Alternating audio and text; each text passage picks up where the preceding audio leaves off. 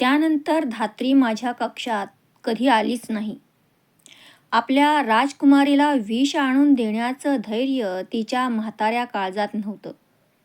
मी तिला अनेक निरोप पाठविले, पण तिनं कामाच्या नावावर ते उडवून लावले. काळ गेल्या प्रत्येक पळाला आपल्या सहस्र जिभांनी चाटत खायला येतो आहे असं वाटत होतं. कक्षाबाहेर पडणं मी सोडून दिलं होतं. माझ्या मनात एकच एक विचार पक्का होत होता, मृत्यू. तडफडणाऱ्या जीवाच्या जाचण्या कायमच्या बंद करण्यासाठी मला मृत्यूशिवाय दुसरा मार्ग नव्हता. मृत्यू, मरणप्राय मानसिक वेदनांना मरण देणारा मृत्यू. प्रतिष्ठेच्या कंठबंधानं बांधलेल्या जीवाला अज्ञाताच्या अनंत प्रदेशात नेणारा मृत्यू. जगातली सगळी काळी दृश्य आपल्या काळ्या जिभांनी सहज पचविणारा मृत्यू. मनाच्या असल्या कोंधटलेल्या अवस्थेत मृत्यूशिवाय अन्य दुसरा कोणता आश्रय असणार? कारण राजकुमारी कुंतीला सगळेजण मान देत होते, तिचा प्रत्येक शब्द झेलत होते. पण उद्या माता झालेल्या कुंतीला त्यांनी काय म्हटलं असतं? उलटा म्हणून ते तिच्या तोंडावर थुंकले असते. दगडांनी ठेचून त्यांनी तिची नगरातून धिंड काढली असती. लोक तरी किती विचित्र असतात. मातृत्वाची ते नेहमी महती गातात, पण याच मातृत्वावर ते कधी कधी पापाची राजमुद्रा ठोकतात. याच मातृत्वाला ते सामाजिक संकेताच्या सहस्र शूलांनी छिन्न विछिन्न करतात. मी कुमारी होते आणि आता माता होणार होते. समाजानं त्या मातृत्वाचं कसं स्वागत केलं असतं? मला मंत्रापासून पुत्रप्राप्ती झाली आहे हे धडधडीत सत्य त्यांना कधीतरी पटलं असतं काय? प्रत्यक्ष दुर्वासांनी येऊन नगराच्या चौकात उभं राहून कंठर्वानं सांगितलं असतं तरी ते कुणालाही पटलं नसतं. कशाला आले होते दुर्वास या नगरात? काय मिळवलं त्यांनी माझ्या जीवनाशी हे असं महाभयानक द्यूत खेळून? त्यांच्या त्या भयानक प्रयोगात माझा काय संबंध होता? पण असं म्हणून तरी माझी सुटका आता कुठे होणार होती? जगात सगळ्याच गोष्टींत सुसंगती कुठं असते? निरपराधी माणसांना दुसऱ्या कुणाच्या तरी अपराधाचं प्रायश्चित्त भोगावं लागतंच, नाही काय? मी त्यापैकीच एक नव्हते काय? प्रश्नांच्या असंख्य साळुंख्या माझ्या मेंदूच्या घायाळ नागिणीला टोचत होत्या. ती असहाय्यपणं खळवळून फुत्कार टाकत होती.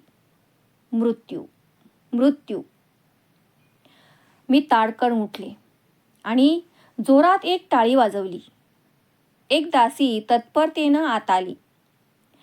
तिला मी सांगितलं, अशीच जा आणि नगरातून राजवैद्यांना बोलावून आण, जसे असतील तसे. ती निघून गेली. अर्ध्या घटकेतच राजवैद्य माझ्या कक्षात प्रविष्ट झाले. वाकून अभिवादन करून ते म्हणाले, राजकुमारी, काय आज्ञा आहे? वैद्यराज, दुर्वास ऋषींच्या यज्ञाची सांगता करायची आहे. त्यासाठी जगातील सगळ्यांत प्रभावी विष हवी म्हणून वापरायचं आहे. या दासीबरोबर ते ताबडतोब लावून द्या. दुर्वास ऋषी म्हणताच वैद्यराज अगोदर गप्प बसले. त्यांनी पुढं काहीच प्रश्न विचारला नाही. कारण दुर्वास ऋषी कोणतीही दुर्मिळ वस्तू केव्हाही मागत असत हे त्यांना माहीत होतं. जशी आज्ञा म्हणत ते कक्षाबाहेर निघून गेले. थोड्या वेळातच ती दासी एका कुपीतून विष घेऊन आली. मी सुटकेचा निश्वास टाकला. आता मला कुणाच्याही हृदय जाळणाऱ्या कुत्सित दृष्टीला तोंड द्यावं लागणार नव्हतं. ती कुपी मी जपून एका कोनाड्यात ठेवली. माझ्या मरणप्राय यातनांचा अंत त्या कुपीत होणार होता. त्या रात्री सगळीकडं सामसूम होताच मी मंचकावरून हळूच उठले. कोनाड्यातील ती विषाची कुपी हातात घेतली. मथुरेतल्या बाबांचं स्मरण करून मी त्यांना वंदन केलं आणि डोळे मिटून पुटपुटले, बाबा, तुमची पृथा एका क्षत्रिय राजाची कन्या आहे हे कधीच विसरणार नाही. माझा हा निर्णय तुम्हाला खात्रीनं आवडेल. नंतर भोजपुरातील बाबांना आठवून त्यांनाही नमस्कार करून मी म्हणाले, क्षत्रिय कन्यांनी शिलासाठी मरावं हे सत्य मी आज सिद्ध करते आहे. बाबा, मला आशीर्वाद आणि धैर्य द्या. क्षणभर मी डोळे उघडले. सगळीकडं निशब्द शांतता होती. थोड्याच वेळात मीही अशीच शांत होणार होते. हे निर्दय तरीही हवंहवंसं वाटणारं जग आपणाला परत पाहायला मिळणार नाही म्हणून क्षणभर माझं मन भरून गेलं, थरकलं. पण मी त्याला आवरलं. आईचं स्मरण करून मी म्हणाले, आई, तुझ्या पृथेचा जन्म लक्ष लक्ष दुःख सहन करण्यासाठीच आहे का गं? आज या दुःखाचा अंत होणार आहे. मला आशीर्वाद दे. डोळे मिटून मी ती कुपी घशात ओतली आणि मंचकावर अंग झोकून दिलं. आता सकाळी नगरात हाहाकार उडणार होता. मी ती विषारी कुपी प्याले होते, पण तिचा काहीच उपयोग झाला नव्हता. मृत्यूसुद्धा आपली कृपादृष्टी माणसाला हवी तेव्हा वळवायला तयार नसतो. माझ्या पोटात आता आगीचा डोंब उसळील अशी माझी कल्पना होती. पण नुसतं घशात चुरचुरल्यापेक्षा मला काहीच वाटलं नाही. अर्धा घटका मी मंचकावर पडून होते, पण मला काहीच झालं नव्हतं. आत्यंतिक मानसिक त्रासानं झापड मात्र येत होती. मी ताडकन उठून बसले. भीतीनं माझं अंग शहारलं. मी कोण होते? विषानंही न मरणारी, एकदम धावेसारखी तापणारी. शंकांनी मन गारठून गेलं. जीवन मला असह्य झालं होतं. मरण मला अशक्य होतं. विषाचाही माझ्या शरीरावर परिणाम होत नव्हता. मी कोण होते? द्वार उघडून मी कक्षाबाहेर आले. दासींच्या दालनात शिरले. तिथं अनेक दासी झोपल्या होत्या. एका कोपऱ्यात धात्री ही अंगाची मुटकुळी वळून पडली होती. मी तिला गदगदा हलवून जागं केलं. मला पाहताच ती दचकली. तिला हाताला धरून तशीच ओढत मी माझ्या कक्षात आणलं. कुणाच्या तरी सहाय्याची मला अत्यंत गरज होती. कक्षात येताच मी झालेल्या सर्व घटना तिला सांगितल्या. तिचे खांदे गदगदा हलवून कळवळून विचारलं, धात्री, तूच सांग आता मी कुठं जाऊ, काय करू? मी मरू शकत नाही. या अवस्थेत जगण्याचा मला कोणताच अधिकार नाही. माझ्या पाठीवर आपला खरबरीत हात प्रेमानं फिरवीत ती म्हणाली, राजकुमारी, धीर धरा. या कक्षाबाहेर मात्र आतासारखं पुन्हा कधीच येऊ नका. तुम्हाला या स्थितीत कोणीच बघता कामा नये. तेव्हापासून धात्री माझ्याच कक्षात राहू लागली. ती कुणालाच म्हणून कक्षात घेत नसे. दिवसांमागून दिवस जात होते. पौर्णिमेच्या चंद्रासारखं माझं शरीर कणाकणांनी फुलत होतं. मन मात्र ग्रहणाच्या चंद्रासारखं चिंतेनं ग्रासून गेलं. एक एक दिवस मला एक एक युगासारखा वाटत होता. नुकताच शरद ऋतू संपला असूनही एका रात्री एकदम आकाश भरून आलं. वादळी आवर्त चोहोबाजूंनी घोंगावत राजवाड्यावर आदळू लागलं. मुसळधार सरीवर सरी कोसळू लागल्या. मध्यरात्री एकदम माझ्या पोटात दुखू लागलं. मंचकावर मी असहाय्य वेदनांनी तळमळू लागले. परांच्या उशांचा चुरगळून चोळामोळा होऊ लागला. वेदनांच्या असंख्य सुयांनी माझ्या शरीराच्या वस्त्राचे टाके उसवले जाऊ लागले. धात्रीच्या वृद्ध डोळ्यांतही भीतीची भयान छटा पसरली. बाहेर विजांचा कडकडाट आणि वाऱ्याचा घोंगाट चाललाच होता. प्रसूतीच्या असह्य यातनांनी मी कण्हत होते. एका घटकेनंतर एका चिमण्या जीवाचं ओरडणं सुरू झालं. त्या वाड्यात 5 तपांनंतर हे रडणं ऐकू येत होतं. मात्र बाहेरच्या कडकडाटात ते कुणालाही ऐकू जात नव्हतं. मी माता झाले. मातृत्व स्त्रीचा सर्वात श्रेष्ठ अलंकार. प्रसूती वेदनेच्या मुशीतून तापून निघालेलं सोनं. निसर्गाचं सगळ्यात मंगल प्रगटीकरण. मी डोळ्यात जीव आणून त्या चिमण्याकडं पाहिलं. आनंदाची मोरपिसं माझ्या मनावर आपली हळुवार बोटं फिरवू लागली. किती देखणं होतं त्याचं रूपडं, अगदी उगवत्या सूर्यासारखं. मला पाहताच त्यानं आपलं रडणं थांबविलं. इवल्याशा डोळ्यांनी ते माझ्याकडं टिक टिक पाहू लागलं. त्याच्या कानात निळसर तांबसर प्रकाश फेकणारी 2 मांसल कुंडलं होती. कुतूहलानं मी ती चाचपून पाहिली. जास्वंदीच्या लाल चुटूक कळ्यांसारखी दिसत होती ती. त्याचं लुसलुशीत गोंडस अंग सोनेरी रंगाचं होतं. केसांची दाट कुरळी सोनेरी जुल्फ वाऱ्याच्या झुळकीबरोबर हलत होती. कुंभासारख्या गोल मुखाभोवती तेजाची आभा होती. आपल्या उजव्या पायाचा अंगठा ते चोखत होतं. निळे निळे बिटके डोळे किलकिल करीत पुन्हा पुन्हा माझ्याकडं पाहत होतं. मध्येच एक वाऱ्याची झुळूक आली. त्याबरोबर ते खुदकन हसलं. त्याचं जावळ हललं. गालावर एक गोड खळी पडली. ती पाहताच मी राजकुमारी आहे, एक क्षत्रिय कन्या आहे, माझं हे कौमार्यातलं बालक आहे, हे सारं मी विसरून गेले.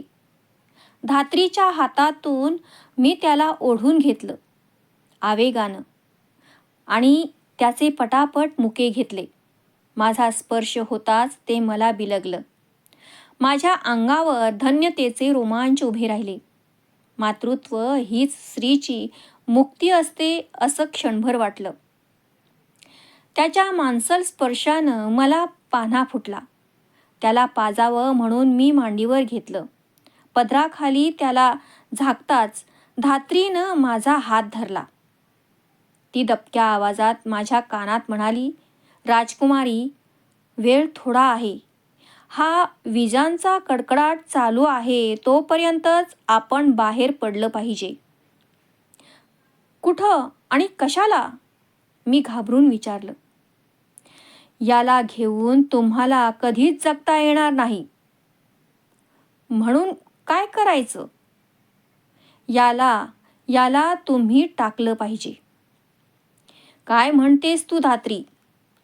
एका मातेला आपल्या नुकत्याच जन्मलेल्या मुलाचा त्याग करायला सांगते आहेस तू?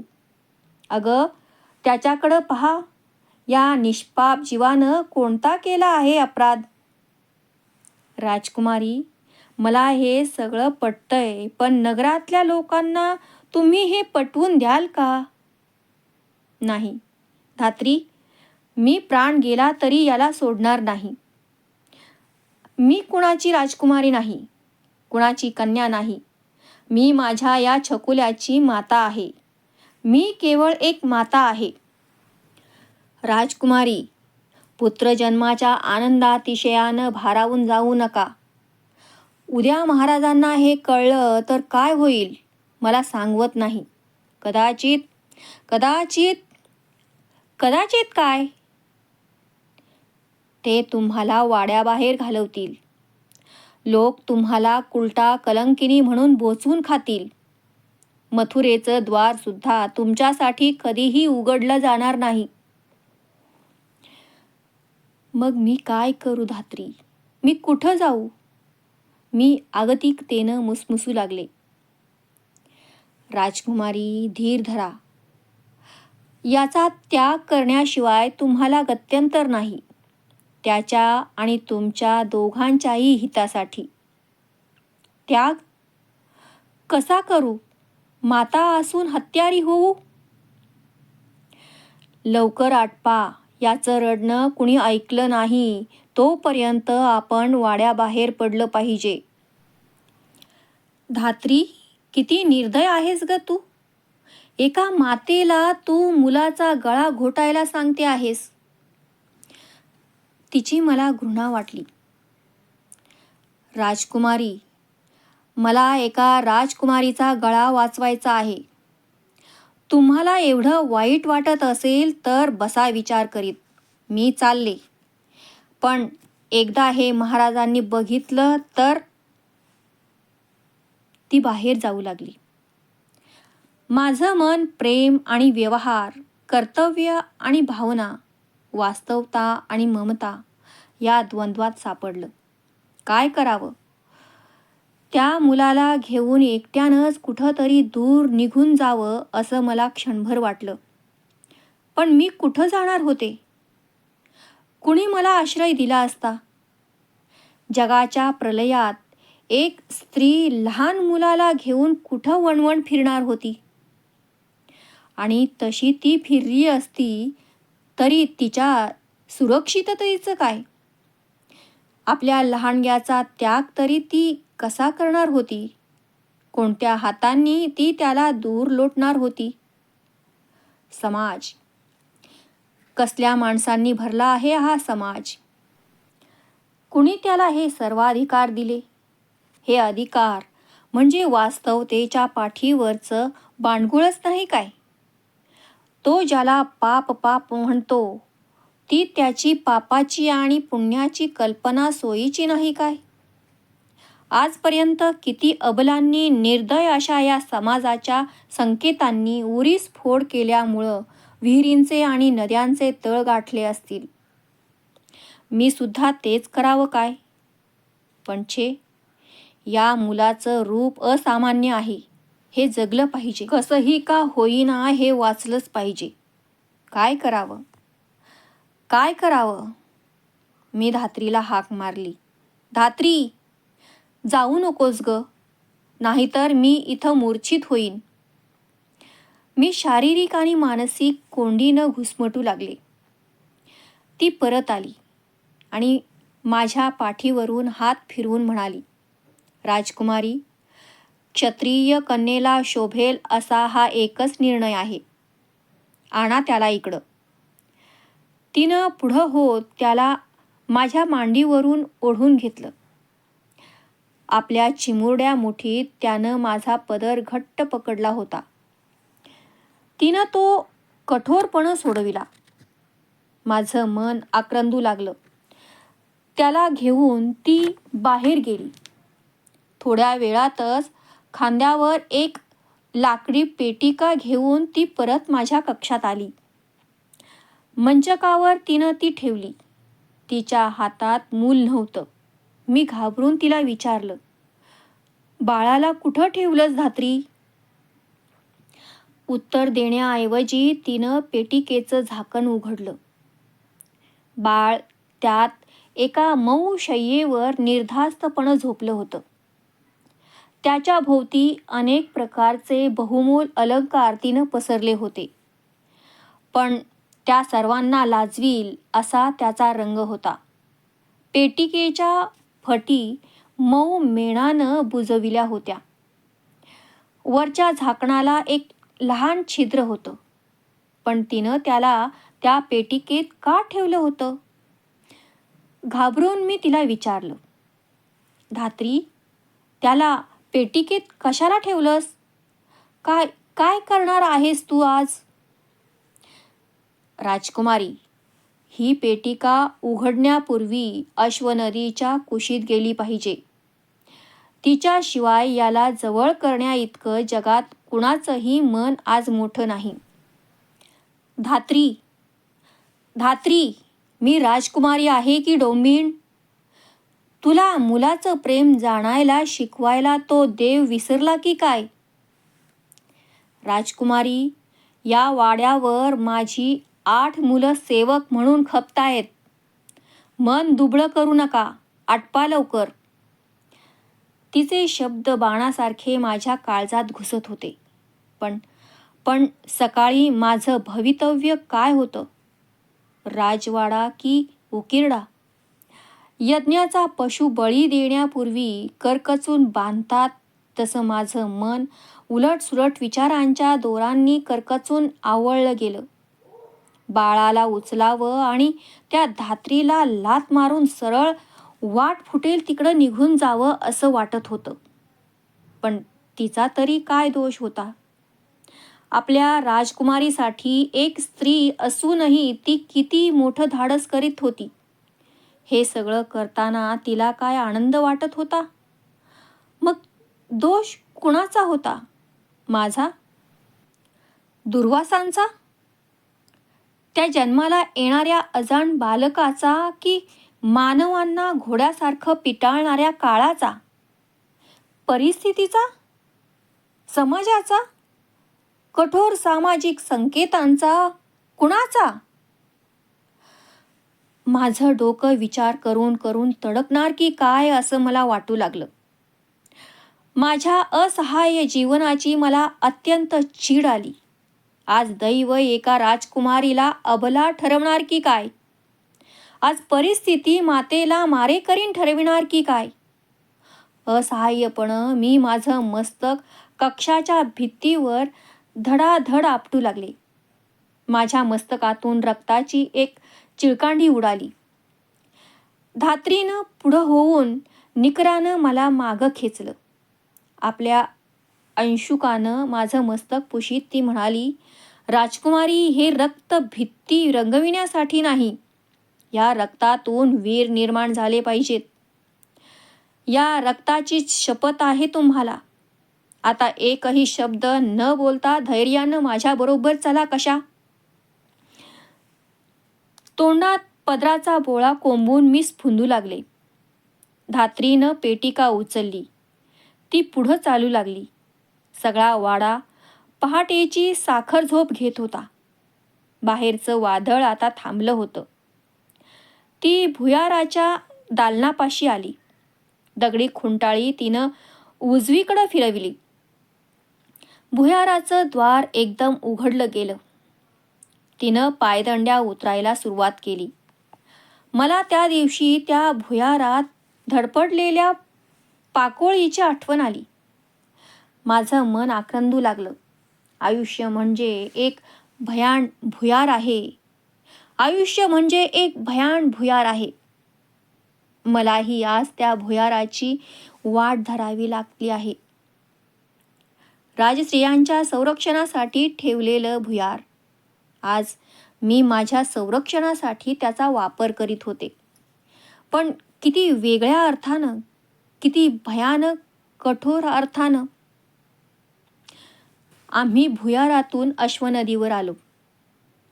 अश्वनदीचं पात्र नुकत्याच पडलेल्या पावसामुळं खळाखळ वाहत होतं. ते मळकट लाल पाणी बघताच माझं काळीज चरकलं. या घोंगावणाऱ्या पाण्यात माझ्या कोवळ्या जीवाला सोडायचं. ज्याला भूक लागल्यानंतर रडण्याशिवाय जगातल्या दुसरं काहीच माहीत नाही, त्याला त्या गरजणाऱ्या पाण्याच्या लोटात लोटायचं. आणि ती पेटिका बुडून गेली तर त्या पाण्याच्या पोटात काय काय असेल? विशाल जबड्यांचे मासे, क्रूर मगरी. धात्रीनं पुढं होत पेटिका पाण्याच्या प्रवाहात सोडून दिली. लाटांवर हिंदकळत हिंदकळत ती दूर जाऊ लागली. माझ्या मनाचे बांध मातृत्वाच्या उद्रेकानं फुटले. माझं बाळ, माझं बाळ म्हणत मी सरळ पाण्यात घुसू लागले. पुढं होत धात्रीनं मला थोपटविलं. मी तिच्या हातातून सुटण्यासाठी धडपडू लागले. पण तिच्या हातात त्यावेळी कुठून एवढी शक्ती आली होती कोण जाणे. स्वतःच्या शरीराची क्षिती न करता तिनं मला आवरलं.